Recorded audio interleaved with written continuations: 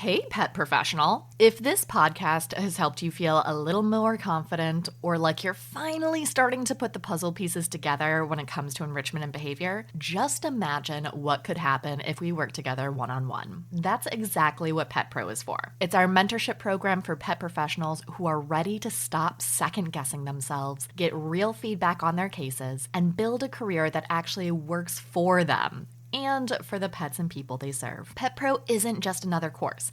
It's a community, it's a framework, and it's a support system designed to help you implement what you've learned, not just learn more stuff. Registration is open now. So if this sounds like what you've been missing, head to petharmonytraining.com/Pet Pro to submit your inquiry form. Don't wait too long. Space is limited, and we'd love to see if Pet Pro is the right fit for you. That's petharmonytraining.com/Pet Pro. I can be very much a box checker. I like to be able to check boxes. And recently especially, but just in life in general, sometimes I don't have the time for that box to be checked. Sometimes that box isn't what my dog needs at that moment. Sometimes I think that I have boxes and then realize that they're like squiggly amoebas and they're not actually the thing that I needed it to be. And so that is something that I've had to think about. And then of course, like always, social comparison and like bandwagon fallacy are a constant part of my life, especially considering that I follow a bunch of different accounts and creators and pet parents and all those types of things that like to share their journeys. And I try to share some of my downfalls with Olivia as well, especially because she's a bit of a complex lady in that she has a bunch of interweaving issues. And so I'll often see things that people post. Like, for example, I might see a beautiful safari somebody's doing, and I'm like, I want to go do that. I should go do that with Olivia. And then I think about, okay, I made time on an off hour that one day to go, and we got swarmed by dogs, and she ended up having huge reactions, and we just had to go home. And it was like, that's what I spent 30 minutes doing that day, was like, oh, never mind. And it's so individualized, right?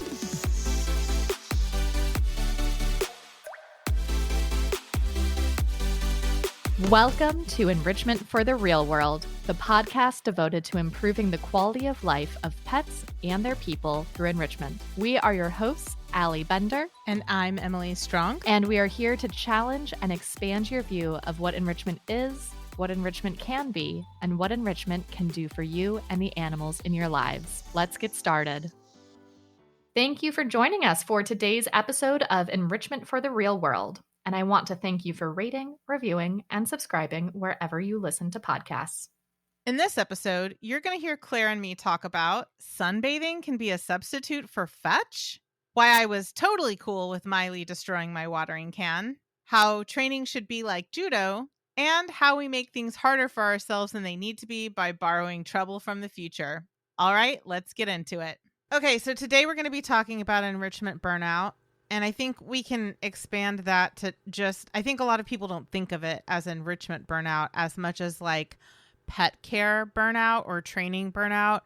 But what I mean by that is the burnout that people feel when they feel like they're never doing enough to perfectly meet the needs of the animals in their care, never like perfectly take care of them. And they're always like, oh, if only XYZ, then this would be perfect for them. And that is something that I think anybody who has ever shared their life with an animal has the capacity to experience. I find in my selection bias of people that I've worked with, it comes in waves. So like when you first start out, you're excited about working with a new species, and then you immediately are like, oh God, what did I get myself into? I can't do enough. And then you get into a groove and you're like, nope, I've got this. I've done all the internet research. I've learned all the things. Like, I know what I'm doing. And like the internet experts who like give advice because they're like, I got this. And then like, if you continue to learn, then you're like, oh God, I don't got this. I'm not doing this right. And then eventually one hopes you can get to a place where you are able to objectively assess what's actually going on with the animals in your care. So I feel like there are like waves that like people go through of experiencing this.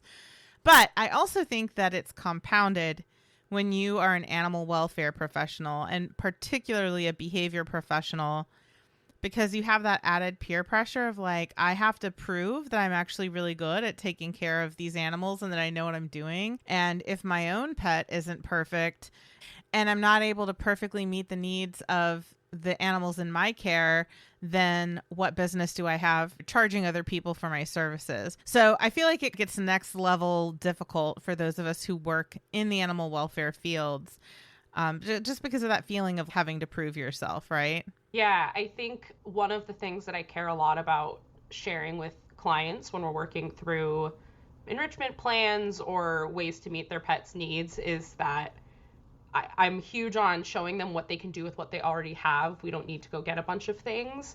Look how easy this can be and how quick it can be. But I still have times where I'm like, even that is hard for me to get done, or my go-to easy thing because I'm burnt out. My dog has decided she has met that need and it isn't the one she needs right now.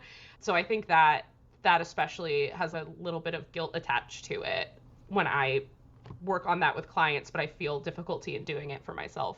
I mean, I feel like that's kind of a necessary thing that behavior professionals have to experience. Maybe not. Maybe there are people who are just able to like 100% get what they needed from observational learning. But I think a lot of us have to go through the feeling of, oh God, this is really hard.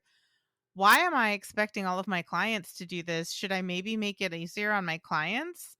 Because if I don't want to do it, should I really be expecting my clients to do it? So I feel like that's like a valuable experience for people to have, because I know a lot of behavior professionals at some point in their career give their clients way too much to do. Their expectations are way too high, and they don't realize it until they've experienced for themselves what they're expecting their clients to do, and they're like, oh, this is not realistic. I think too, like I watch clients go through that process too, especially the ones that are really dealing with a multitude of issues that are all overlapping. And I always appreciate when they come into it like gung ho and they're like, give me 50 things to do. And I always have in the back of my head, I know what that feels like, but I also know what's going to happen when you have no spoons and you're so drained.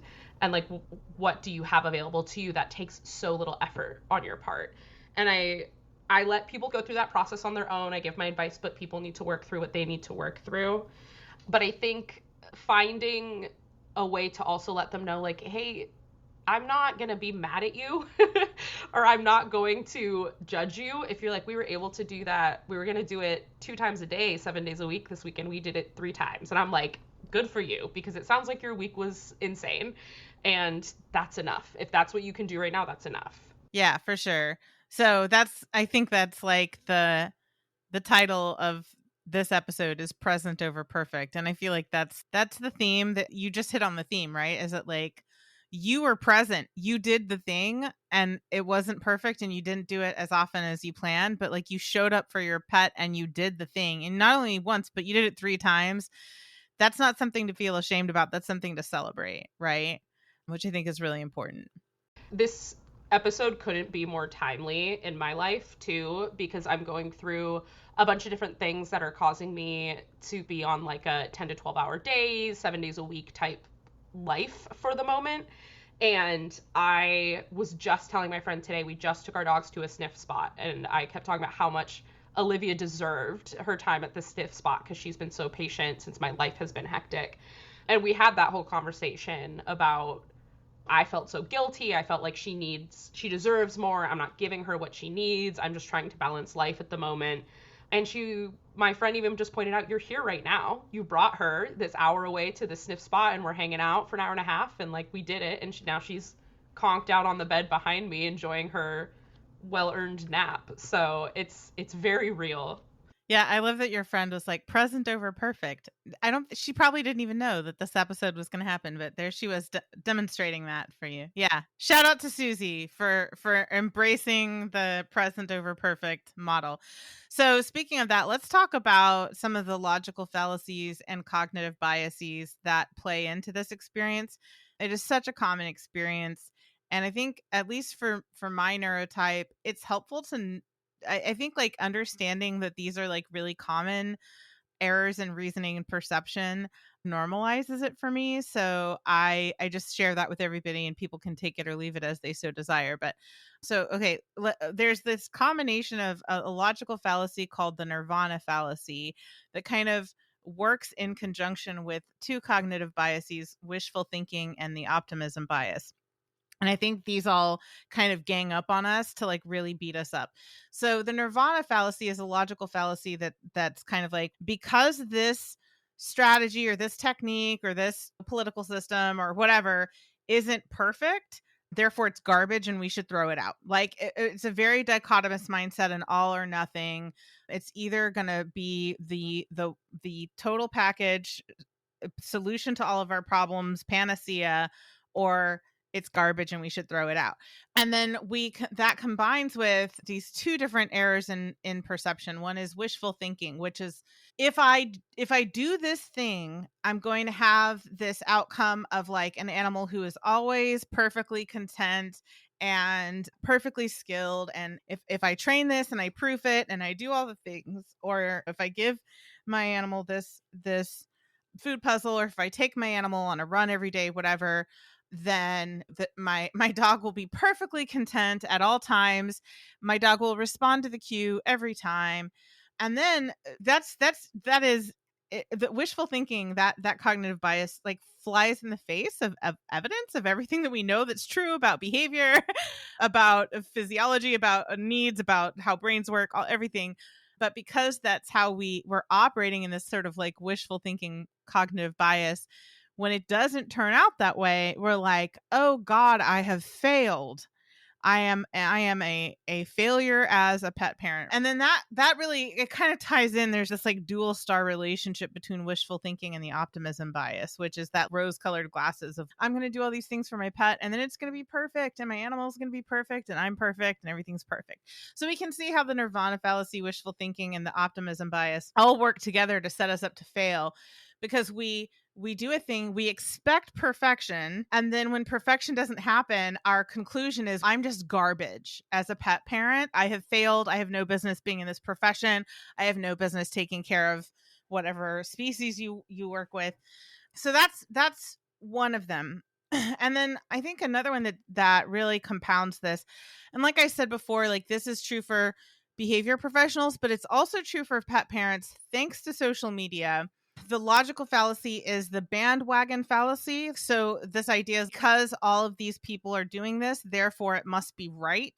It's a just cause because everyone is doing it, right? So if everybody has food puzzles, then food puzzles must be the quote unquote right way to enrich your dog. Or if everybody is doing sniffaries, then sniffaries must be the right way. So I should also do sniffaries, right? And it pairs up nicely with a cognitive bias called social comparison, where think of it as keeping up with the Joneses, right? Oh my God, I'm looking on Instagram and look at this person who's doing all this incredible training, and they've got all these like food puzzles, and they're doing all this amazing sniffari and adventure walks and blah, blah, blah. And oh my God, if I don't do that exact same thing, I am less of an awesome pet parent. I'm a terrible pet parent if I'm not keeping up with this person on social media. And so those two things, the bandwagon fallacy and the social comparison bias, really set us up to feel like we have to constantly keep up with what other people, like a standard that other people are setting, right?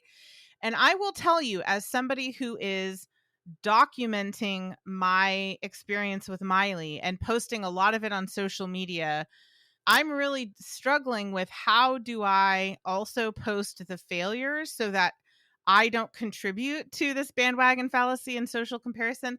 The thing that's hard though is that like the times when we're making errors, the times when things are a hot mess are not the times when I have my camera, because usually when Miley is running zoomies and getting into everything and pulling things off counters, the reason she's doing that is because I'm cooking dinner. So I can't be filming her being the Tasmanian devil, right? So it's hard for me to film our imperfections because the imperfections are happening when life is happening. And so I want to say that it's not always that people are trying to portray a better version of themselves and their pets. than reality than what's really happening. I think a lot of people who post stuff on social media are like me, and they're only posting stuff when they have the time and bandwidth to pull out their camera and set it up on a gorilla pod and film themselves working with their dogs. And so you see, or their parrots or their horses, whatever species. So you see them at their best because by definition, they're only filming when they're at their best. But the outcome of that reality, of that like logistical reality of social media, is that people see all of these people, including me, who are posting stuff on social media about how they're working with their pets, and they're like, I'm not doing that. Oh my God, I'm failing as a pet parent, or I'm failing as a professional. And that's just not true. That's not true. Everybody's enrichment plan is going to be unique. Everybody is going to need to do different things. And not everybody has to film it and put it on social media. Honestly, the only reason I'm doing it is because I am in this position and I wanted to use my living with a puppy as an opportunity to create resources. But also, like, my plan for Miley would be a terrible plan for many other puppies. So yeah, that I just want to discuss that because I think it's an important thing to bring up, is that like a lot of times this feeling of burnout and that we're not good enough is directly caused by these kind of combinations of logical fallacies and cognitive biases that can really mess us up, like really negatively impact our mental health, right? Yeah, I would say I resonate so closely with both of those kind of categories. The first one that you talked about makes me think like I can be very much a box checker. I like to be able to check boxes. And recently, especially, but just in life in general, sometimes I don't have the time for that box to be checked. Sometimes that box isn't what my dog needs at that moment. Sometimes I think that I have boxes and then realize that they're like squiggly amoebas and they're not actually the thing that I needed it to be. And so that is something that I've had to think about. And then, of course, like always, social comparison and like bandwagon fallacy are a constant part of my life, especially considering that I follow a bunch of different accounts and creators and pet parents and all those types of things that like to share their journeys. And I try to share some of my downfalls with Olivia as well, especially because she's a bit of a complex lady in that she has a bunch of interweaving issues. And so I'll often see things that people post. Like, for example, I might see a beautiful safari somebody's doing, and I'm like, I want to go do that. I should go do that with Olivia. And then I think about, okay, I made time on an off hour that one day to go, and we got swarmed by dogs, and she ended up having huge reactions, and we just had to go home. And it was like, that's what I spent 30 minutes doing that day, was like, oh, never mind. And it's so individualized, right? And like, I live in the middle of a busy city. So getting to a green area where there might be less dogs is a very time consuming endeavor. She has some back problems that we have to consider. So some of the other more physical activity stuff that we have access to in our condo aren't necessarily great for her. And also just her preferences. Like we often will take her, we're really lucky. We have as close to a backyard as you can have in a city. We have a fully walled, 4-foot tall walled private rooftop, and that's about as lucky as you can get in our situation, especially with having a leash reactive dog. And I'll go up there lots and be like, we're gonna play fetch. Like, I go up with that mindset. We're gonna play fetch so you can run around and we can burn some energy. And Olivia is so a sunbathing girl, and she might enjoy chasing that ball a couple times, and she's like, I just want to lay and enjoy myself in the sunshine and sniff the air. And for her, that's her enrichment, right? She chooses that more often than anything else. And some days that's a really easy way to meet her needs too, is just sliding our sliding door open or going and sitting upstairs on the roof with her for 30 minutes to an hour so she can enjoy that sniffing and sunbathing. Yeah, I love that you let her tell you, even though you come in with a plan, which I think is a good thing, right?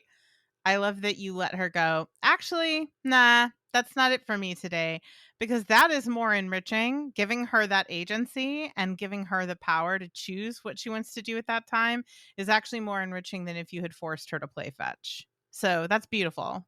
Thank you. Yeah, it's been a long journey, and definitely my timeline has been very interesting with when Olivia came into my life and how at the same time I was learning how to be first just a trainer, not to say just in any sort of meaning way, but starting at that foundational of how do I teach dogs things, how do I teach animals concepts, and then starting to move more into the behavior consultant side of things. Because little did I know, even though I got a 10-week-old puppy, we were on quite the road to some very interesting things in a fast learning curve. And so it has been quite the journey realizing the things that she's telling me I don't like this, I want to do this right now, I don't want to do this right now.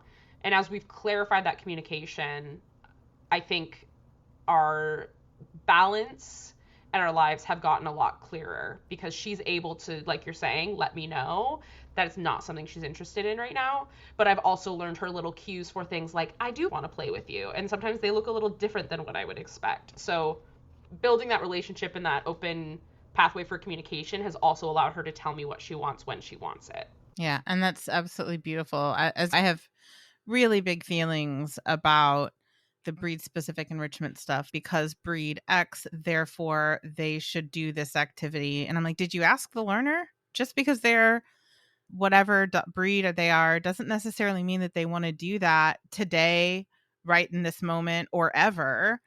Like, why are we making that decision for them instead of letting them tell us what works for them? So I love that you do that for her. I think too, a lot of times people just don't know what the cues are of their dog telling them.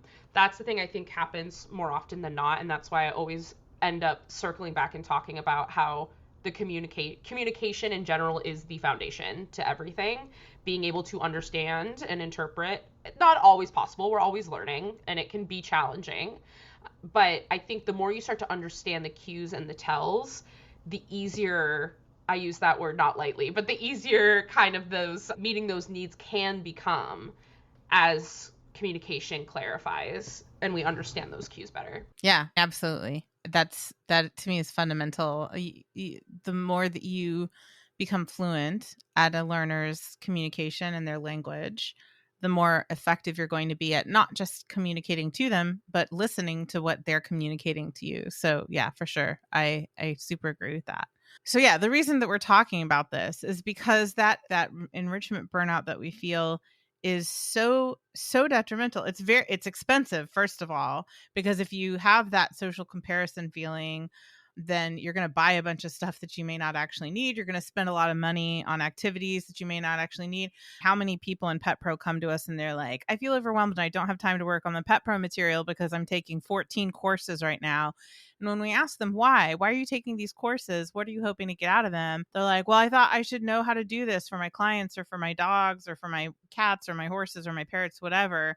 And it's, look, I'm not saying that those courses are bad or useless, but if we are making decisions based on an enrichment plan, you really need to understand what your goal is. And you're wasting so much money and time taking courses that don't move you closer to your goal. So enrichment burnout is expensive, first of all. But secondly, enrichment burnout leads to avoidance. Like when we start feeling guilty about not doing enough, we typically as humans respond in one of two ways. One is like overcompensating, burning ourselves out, running ourselves into the ground to try to meet those needs, putting yourself into selective poverty.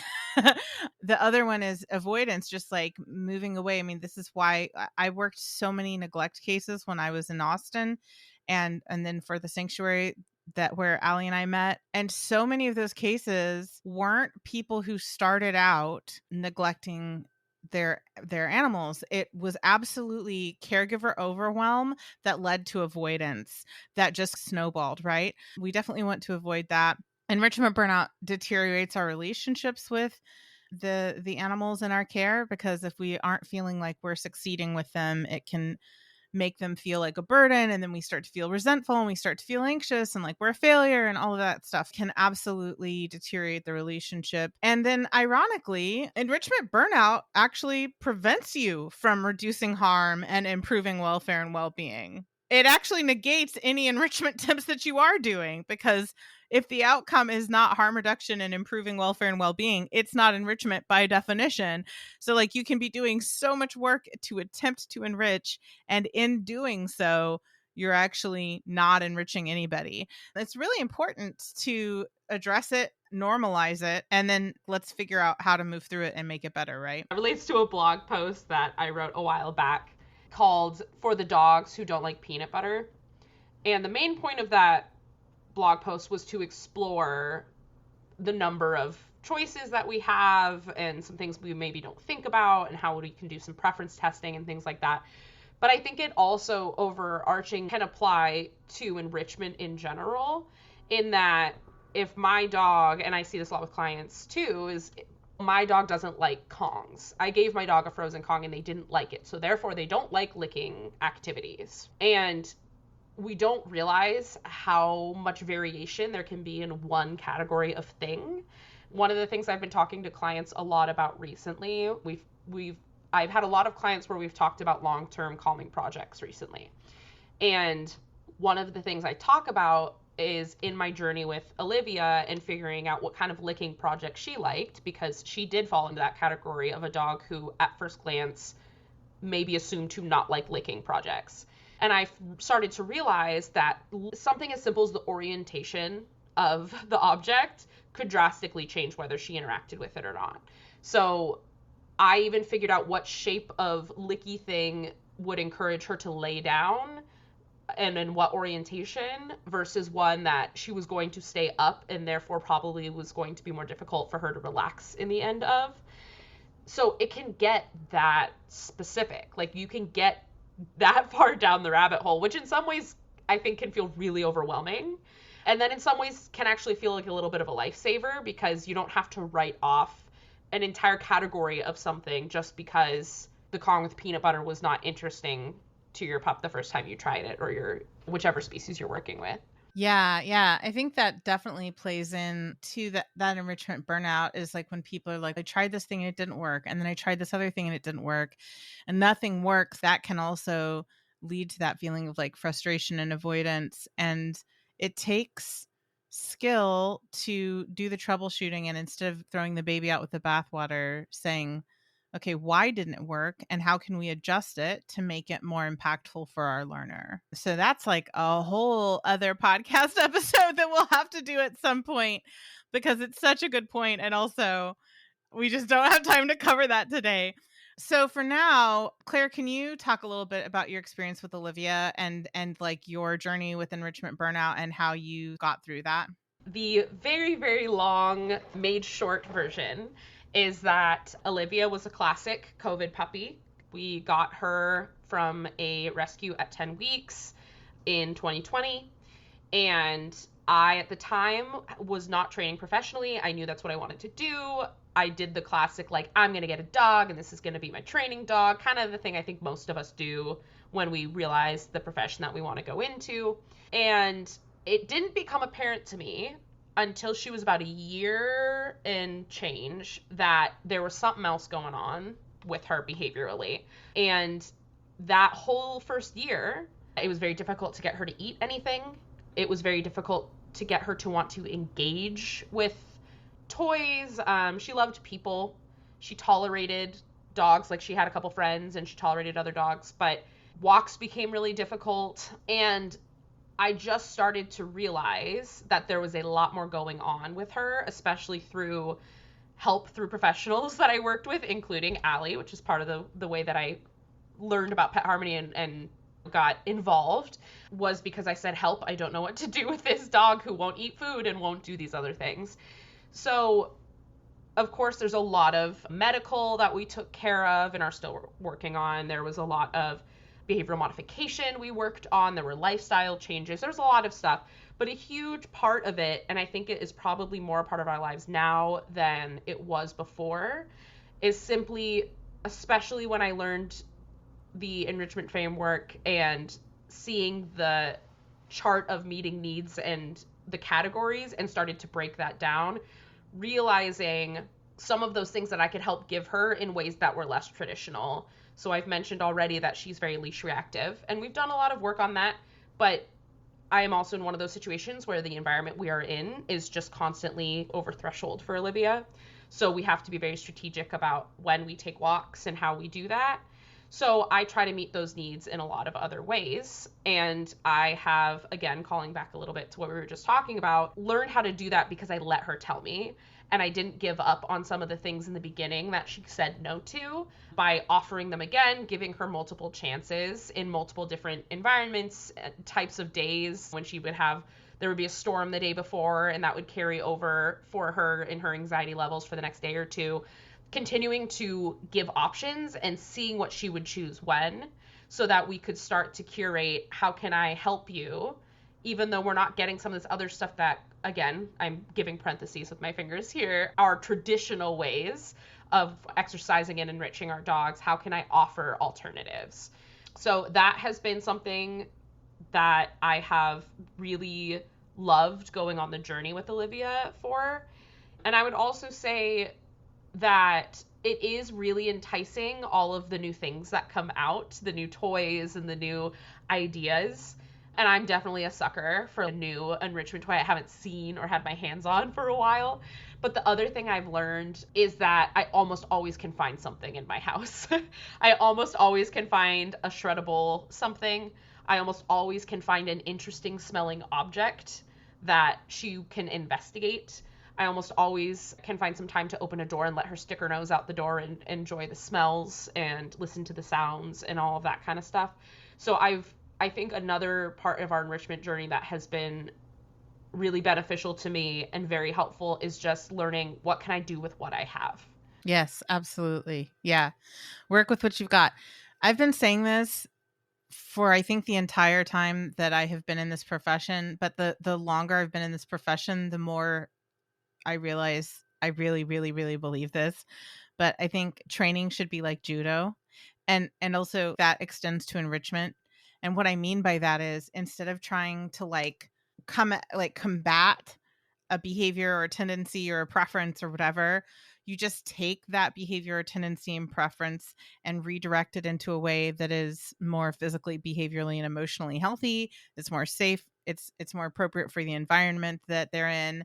So just like judo, as a, I hate calling it even a combat style, but as a practice, judo is more about taking the energy in the direction that somebody already has and then just working with it and moving it in a different direction. And I really love that analogy. Aside from the combat part of it, I love that analogy because so often we're working against our environment, our needs, the animals' preferences, their tendencies, the behaviors they're offering, instead of just working with those things. And when you start just working with the reality that you have, it's so much easier for everybody involved, right? And I have realized, again, talking about working with stuff that you already have, one of my favorite examples of enrichment, not only that Olivia showed me she wanted, but also that just existed in my home, was I got married and we got some gifts off a registry.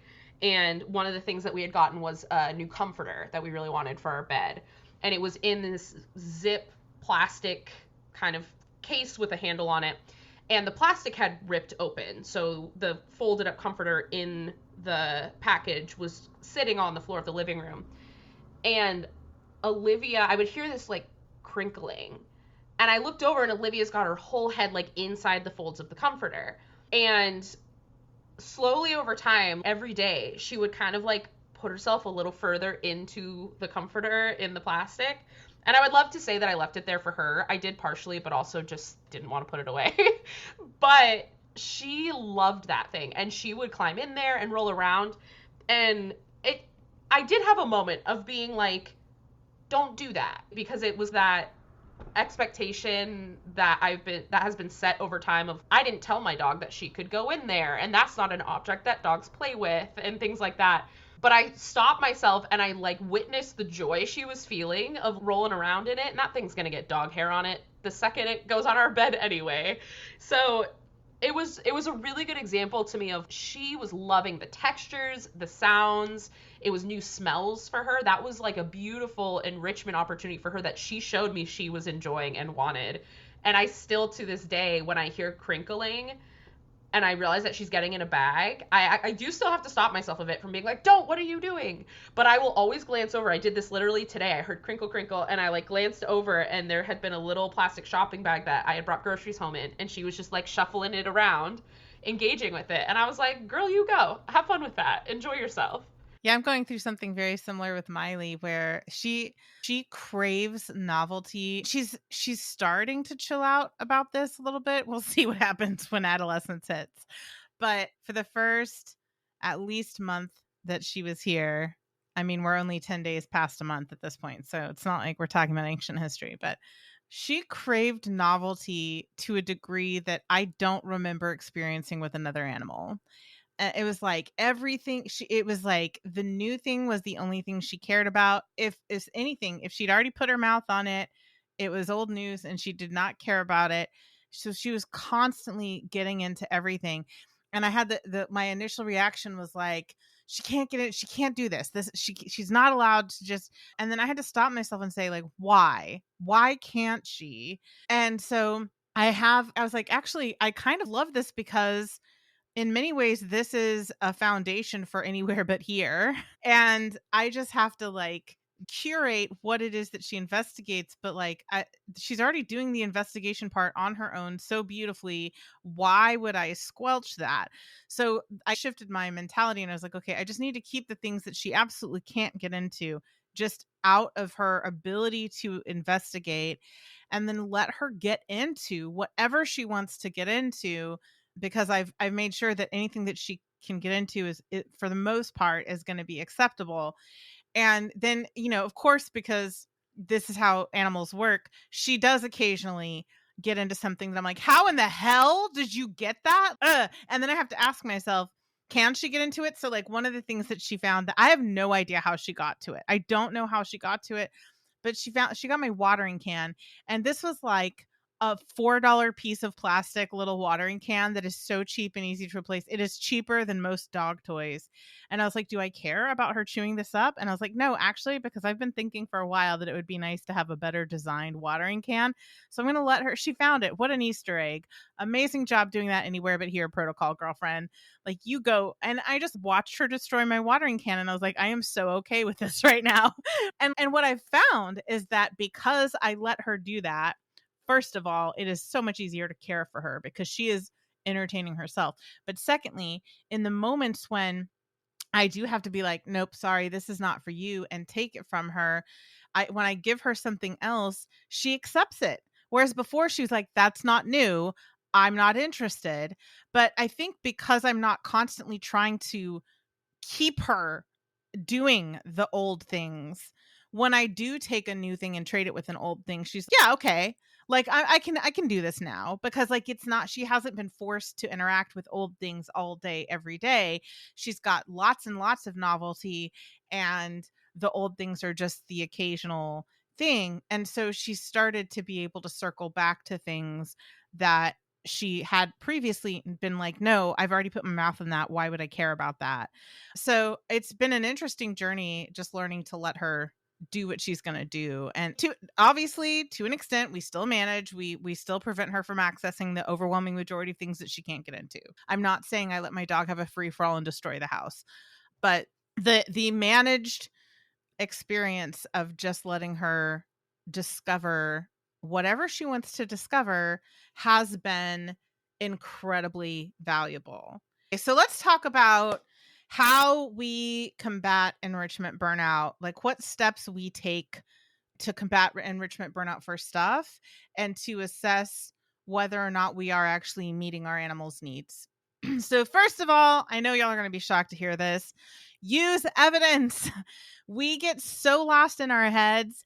We get so lost in our ideologies and our beliefs that we forget to look at what is happening right in front of us. We've said it before. I don't know how many times I'm going to say it again. Observe with your senses, not your stories, right? So often with so many people, I work with so many professionals in Pet Pro, and we work with so many clients who are terrified that they're not meeting their animals' needs. And when I ask them, what evidence do you have for that?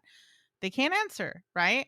And that's the problem, is we get so overwhelmed by those logical fallacies and cognitive biases. We get lost in our own beliefs that we forget to observe what's happening right in front of us. The best way to know if you are adequately meeting your animal's needs is to observe their behavior. So use evidence, observe the animals to see what's going on. And there are a few different things that you can use to assist yourself in that. First of all, we even for ourselves will sometimes use our needs being met checklist, which we'll put in the show notes. If we are working on a case where we're overwhelmed, we're like, there's a lot going on here, I feel like we're missing something, let's just quickly do an inventory to make sure that we're not missing anything. Let's just make sure that all of our bases are covered. And a lot of times when we are kind of lost in the weeds on a case, by using that checklist, we are able to identify, aha, this is the thing that we've been missing, or the missing piece of the puzzle, why things have been janky for us. Feel free to use that checklist as a way of inventorying if you feel like you're missing something and what you're trying isn't quite working. An inventory can help. But secondly, to Claire's point from earlier, become a really good observer of behavior, right? If you can learn to tell what your animal looks like when they're saying, no, thanks, I don't want to do this, or yes, please, I want to do this, or I think I want to do this, but I'm not sure, or I have no idea how to do this, so I don't know yet whether or not I want to do it. If you know how to tell when your animal is telling you those things, you are going to be so much more effective at meeting their needs, because you'll be able to tell when it's a yes, it's a no, it's a maybe conditionally, and it's an I don't know enough to know yet. And when you can tell those things apart, you're going to be more effective at meeting their needs. I think too, this is something that Pet Harmony has said a lot in our meetings and things like that, so it's something that sticks with me a lot. But as primates, we like to try to fill in the gaps for our animals really quickly. And I'm super guilty of that also. And we even made, I think, a reel about it, where it was like when you do a find it and your dog's missing the one treat and your eyes just like twitching because you're like, I see that one treat, like you're missing it, you can't find it. And the number of times I've had to tell clients, you can just let them keep looking for it. It's okay. I want your dog to be a problem solver. I want your animal to work through things and process the problem in front of them so that they can learn and gain that confidence to keep solving this new puzzle, this new issue. There are lines to that, right? It is not enriching if the learner is becoming really frustrated or anything like that. But there are times where we want to jump in and show how it's done really quickly. And there might even be reasons our animal is doing it the way they're doing it. It might be more enjoyable for them the way they're doing it. I often will see Olivia, when I do food scatters for her, I will see her go hunt down like the tiny little tidbits and crumbs before she goes for some of the bigger pieces at the other end. And that's just how she does it. And that's fine. She's enjoying it. She's working through it at her pace. She gets to do her thing. She's a completionist like me. I won't move to a next zone in a video game until I have done every single side quest and collected every single treasure chest and discovered every single like waypoint in a one zone. I can't move to the next zone until it's all been done in this zone. You're like, what if this checkpoint doesn't allow me to go back? I need to be able to go back. Yep. Yes. So if Olivia played video games, she would be a completionist like me. I enjoy that. Yeah, and then the next thing to do in terms of like gathering evidence is simple and sustainable data collection. I know we harp on this all the time, and we had a really good conversation in the KPA course that I did recently. One of the people who was in the course was like, I hate this data collection. It's terrible. It's so hard to do. And I was like, cool. What are you getting out of it? And she was like, actually, I think I've discovered actually that this isn't a pain point for me. The pain point was this other thing that we discovered as we worked through the enrichment framework. And I was like, cool. So you don't need to do data collection here because this is not the thing that you're testing. This is not the thing and it's a pain for you because you're not getting anything out of it, right? I think as we collectively as an industry are learning how to do data collection, we're doing exactly what humans do, where we're swinging to the opposite end of the the spectrum where we're like, we have to do data collection on everything, or we're not good science-based trainers and behavior consultants. And that's not true either, right? So when I say simple and sustainable, I mean, if there's a thing that you are really worried about, if there's a pain point where you're like, I am terrified that my dog is not getting enough rest or not getting enough physical activity or not getting enough whatever, then that's the thing that you need to be doing data collection on. Like, what does good look like for you? What would you expect the outcome to be if you were giving your dog enough of whatever you feel like they're not getting enough of? And then when would you expect to see those outcomes? And then document what happens during that time and see if your expectations align with reality, and how often they do and how often they don't, to get a really good picture of whether or not the thing that you're doing is actually producing the outcome that you want. And if it's really obvious, if you do the thing and then suddenly the problem goes away and the dog does exactly what you wanted them to do every time, then obviously you don't need data collection for that, right? Data collection is for like those fuzzy in betweens of like the extremes of they always do it or they never do it. The outcome is always what you want or it's never what you want. Data collection is really good for the in between where it's sometimes what you want and sometimes not, and you don't have a clear picture of whether or not you're actually making any progress, right? So you can use data collection as a way of like gathering evidence. So that's the first. Use evidence. You can use checklists and like inventories. Be a really good observer of your animal's behavior. Listen to your learner. The second is triage, prioritize, and simplify. So what I mean by that is, again, people try to do so much. They're like, oh, I have to do this and I have to do this and I have to do this and I have to do this and I have to do this. I've had so many people bring me their enrichment plan where they very diligently have an activity for all 14 categories of enrichment. And I'm like, oh my God, bless your heart. I am so sorry that we made you do all this work. The categories are not real. They're not for our learners. They're for us to understand concepts. You don't have to have an activity for all 14 categories. That is not sustainable. Your pet should not be your full-time job. The way that we recommend doing this is like figuring out, where is the hemorrhage? Like, what is the biggest pain point for you? So think of it like an actual triage. What is the biggest barrier to reducing harm and improving welfare and well-being in your household? That's the thing that gets top priority, right? And then look at what activity or activities are going to get you the most bang for your buck. Is there something that you, like a small step, big win, where you change one thing and it makes a big difference for you? Is there something that like you can do one activity that meets multiple categories of in the enrichment framework? There's just like lots of different ways to find the things that will do the most for you with the least amount of effort, and more importantly will address the biggest pain points for you. And then you can prioritize from there, right? What is a now benefit? What is an urgent benefit versus what is a it can wait benefit? For example, with Miley, we really want to do mushroom hunting with her. She is in many ways, not in all ways, but in many ways, she is exactly what you would expect a Basenji to be. There are actually many surprising ways where she didn't get the memo that she's a Basenji. But one of the ways that her full Basenji is definitely showing, her like little Basenji flag is flying, is that she is a very dedicated hunter. And so we want to do mushroom hunting. And also she's a puppy and she has so many foundation skills that she still needs to learn. Mushroom hunting classes are so far down on the priority list, I haven't even started researching them yet. So just because I want to do that for her for the future does not mean that it even rates on her enrichment plan right now. It's not even on the radar. So that really being able to prioritize, like, what is urgent now? What is the next urgent thing? What's the next urgent thing? What is a like pipe dream? Like someday I would like to do this, will really help you to simplify what your plan is. And then once you simplify your plan to, you've got the things that matter the most, address the biggest pain points, and give you the most bang for your buck, then you can ask yourself, could I do this every day for a year? And if the answer is no, then figure out if you need to further simplify your plan, or you're okay with temporarily having to do more work. When I first got Miley, the first 3 days were very hard. I just come back from being in Chicago for a week. I didn't sleep well the entire time I was there, so I was exhausted.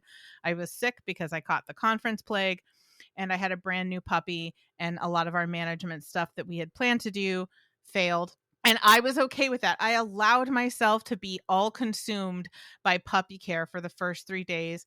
I anticipated that it was going to be difficult at the beginning. And over time, we got our management strategies in place. We started building skills. We started developing a routine, and things got easier, and they have continued to get easier. I'm saying this before adolescence starts. Progress is not linear. We will go through another hard time. But my point is that there may be periods of time where you're like, I could not do this for a year. And also I know that this period in our life is not going to last for a year. So that's okay. But if this is supposed to be your maintenance plan and you can't do it every day for a year, then you need to adjust your maintenance plan. And then if that's the case, you need to look for ways to streamline your process.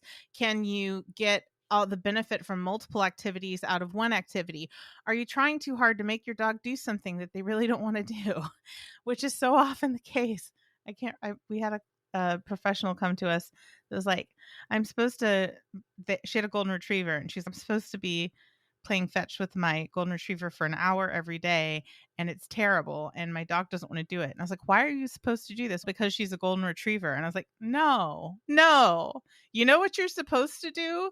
Meet your needs and meet your dog's needs. And if your dog is saying no to playing fetch every day for an hour, then don't do that. I had this beautiful client interaction the other day, and this client did this of their own volition, and I just need to applaud them for it.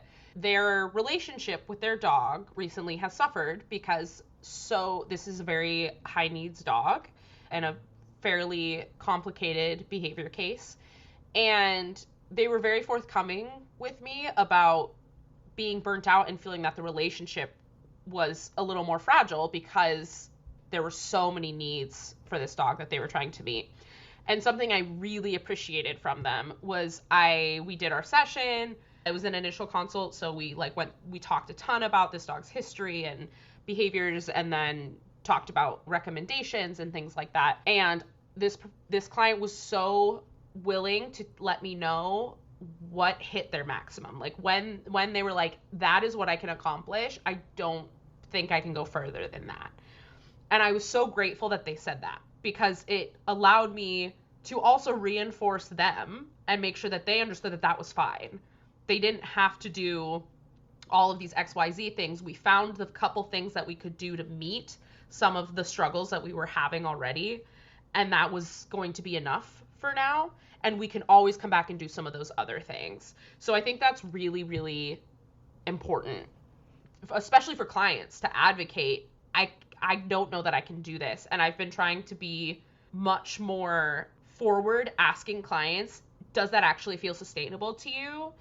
And show them that I actually want them to answer that question. It's not a trick question. I want you to tell me, actually, no, there's 3 days a week where I have to go into work early and I'm really tired already. And I'm not going to then guilt or shame. I want them to let me know, because we can make it more realistic. We really can. Yes, absolutely. I love that. Yeah, we need to give people the space to say, no, this is not sustainable, right? And then that segues beautifully into the next kind of sub point, which is, if you can't figure out how to streamline your process, or you as a professional can't figure out how to streamline your client's process, then that's what community is for. Reach out to your trusted friends, your colleagues, your teammates, whoever, and ask them for a brainstorming session. Because first of all, as we've discussed on this podcast before, nobody can be their own behavior consultant all of the time. So sometimes you just need an objective third party to point something out that you're like, oh yeah, I know that. I just had a hard time seeing it because I'm too deep into it. And sometimes people have had experiences that you don't have. So they have ideas that you wouldn't have because they have a different learning history than you do, right? And sometimes it just takes like multiple brains to work on a problem and troubleshoot. So if you can't figure out how to streamline the process for yourself or for a client, then reach out to your community and ask for community support. That's why we're here. We're here to support each other. And then when we do figure out how to streamline, what I tell people is, we humans, we have a tendency to over-index and over-cluster too much. So when we're adding things, we tend to add too many things at once. And when we're trying to remove things, we tend to remove too many things at once. As you are streamlining, change one thing at a time and observe the impact before making another change. And that changes whether you're adding something or you're removing something. Now, there may be outlier situations where you just can't do that. You need to radically strip things away, or you need to radically like throw everything at the wall and see what sticks. I've definitely been in situations like that, but that is not common practice for me. That's not how I operate in the world. I had to make those decisions in very specific circumstances for very specific reasons. For the most part, add or remove one thing at a time, observe the impact, and then adjust as needed. A lot of times we just need to make one change to make the experience so much better. And I will tell you, like with Miley, Copper, who has no history of any kind of conflict or aggression in his entire life, has developed resource guarding, food guarding specifically with Miley. And, I should have seen it coming because lately he's gotten a lot more fixated on food. I think he's starting to develop CCD. I'm not sure, but that's definitely a possibility. And also new overwhelming puppy. It makes sense, right? But I didn't see it coming. And so we had to do a lot of really, really heavy management in the house of not quite crate and rotate, but like pretty close to that. And when we really just focused on developing their relationship. And when they finally had a good enough relationship that Miley could be attended, free roaming in the house with Copper, that one change made a massive difference for our quality of life and the ease of the plan. It became so much easier overnight, instantly. Everything else about Miley's care became easier. A lot of times just that one change can really impact everything else in delightful and unexpected ways. And then the last step is take a trial and eval mindset. So try the thing and see what happens, observe the outcomes, and then adjust as needed. Don't anticipate, adjust based on your anticipations of what you think will happen, adjust based on the evidence that you gather from your trial and eval process. And then I'm just going to reiterate this. Wait and see what your outcomes are instead of borrowing trouble. Again, this is such a common thing that I see, that people are like, well, I stopped doing this, or I added this and then I did this and I can't do this because of this. And it's like, why? And because I'm afraid that blah, blah, blah. And I'm like, do you have any evidence for that? And they're like, no. And I'm like, okay, so you made your life so much harder, not because of evidence, but because you are borrowing trouble from the future. You're afraid of something that hasn't happened yet. So let's slow our roll, make our changes, and wait for the outcomes before we make decisions instead of borrowing trouble that hasn't happened yet. And we don't know if it ever will happen, right? I would say too, I think one of the biggest bullet points that was a huge game changer for me was the ask your friends and colleagues. I always tell this story because I think it's hilarious and like a great example of not being able to be your own consultant. I was still pretty new at this point, but I met with Allie before I worked for Pet Harmony for a follow-up session with my pup. And I brought up, there's this new behavior happening and it came out of nowhere and it's really odd. And Allie very politely listened to me and nodded and then just goes, well, have you checked with the vet? And I could have just thrown myself down the stairs. I was so embarrassed. I was like, well, of course, that's what I tell everybody else, right? But of course that wasn't where my brain went. And guess what? It was a medical related issue. So sometimes even the stuff already, just having someone say some of those things to you, even just friends who know your dog really well, friends who watch my dog, they're not behavior professionals. They don't work with animals for a living, but they see things in my dog that I don't notice. And it's really helpful, actually, to have that outside perspective. And then the other thing I wanted to mention was that it's okay if those enrichment activities or what have you that you're using change. It's okay that your pup was really into shredding and has now decided that they actually really enjoy settling down with the chew. That is normal for things to evolve and change. And I think sometimes we can find one thing that works so well that we just like glom onto it and are like, this is my lifeline. And then things shift and we panic because, oh no, they're not into that anymore. And I'm including myself in that because I have done that. But it's really lovely for us to see that evolution and our animals and our learners shifting what they enjoy just like we do. Yes, I love that. Give your learners space to change their minds, to have a change in preferences, to have a change in taste and opinions and interests. We experience that. Why can't we allow our learners to experience that as well? And it doesn't mean you were wrong. It doesn't mean you were wrong. It just meant that things changed. It just meant that things changed. Yeah, I'm having a hard time accepting the fact that Miley no longer cares about her collagen shoes, and she may change her mind again. She may decide later that collagen shoes are awesome. But they were such a lovely way to watch her sort of like settle down for her like pre-nap sort of relaxation time. And it was very cute to watch her munch on them. And there are other chewies that she likes now. It's not that she doesn't like chewies anymore. She just specifically doesn't like her collagen chews. And I don't know why I have such an emotional attachment to that, but I've offered them to her several times and she goes, I don't use those anymore. I'm really into this braided bully stick now, so I'm going to need you to step off with that collagen chew. It is so last month. The panic that I felt when I finally got Olivia to want to use like frozen topples and things like that. That was not something that she was interested in for a long time.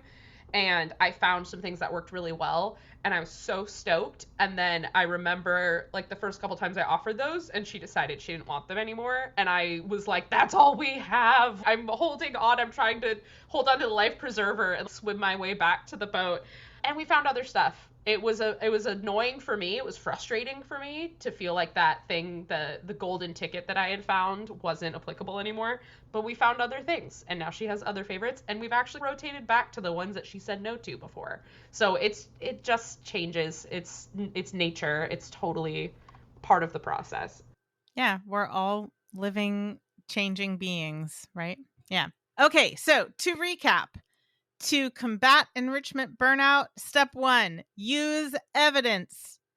Step 2, triage, prioritize, and simplify. And step 3, take a trial and eval mindset.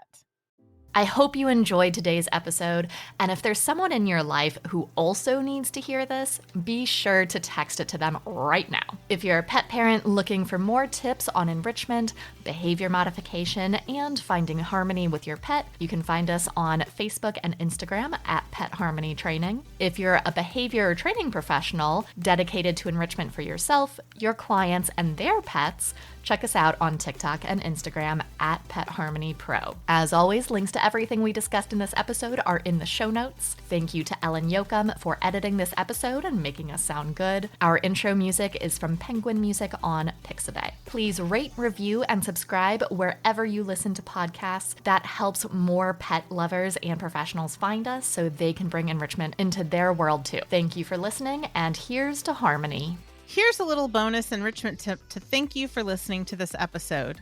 If the animal in your care says no thank you to something, it's all right. Just put it away, maybe wait a week or two, maybe a month or two, and reintroduce it later to see if they've changed their mind.